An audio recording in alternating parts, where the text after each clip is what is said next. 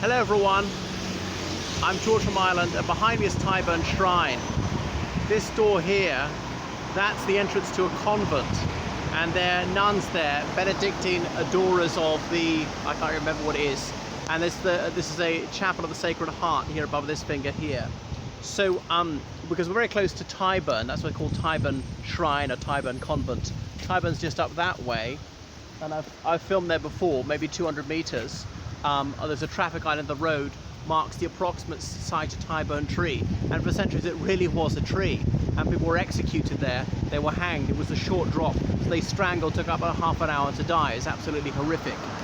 So far as I know, hanging and drawing and quartering didn't take place there, but I could be mistaken.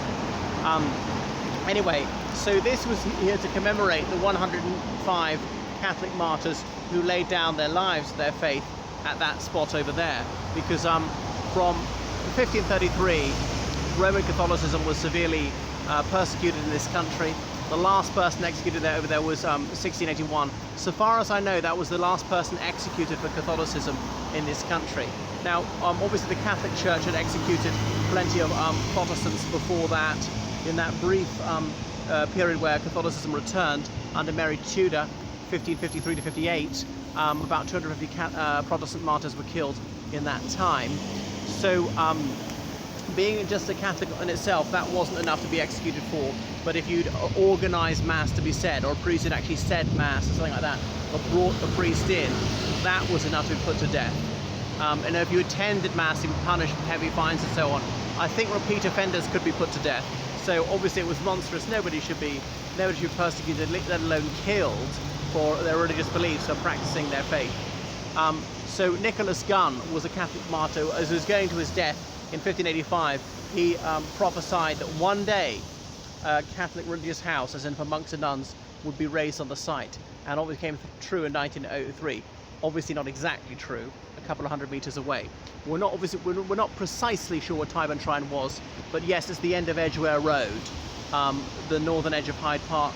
People from Newgate Prison, for example, would come along Oxford Street in this direction and be executed there. There even used to be, there's a pub further up, I think, where supposedly some people coming from this direction would have their last drink before being executed.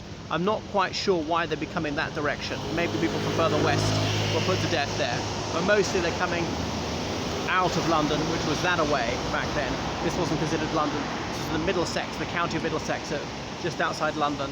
They were often allowed to be stocious at their execution, made them easier to handle, made it less painful for them.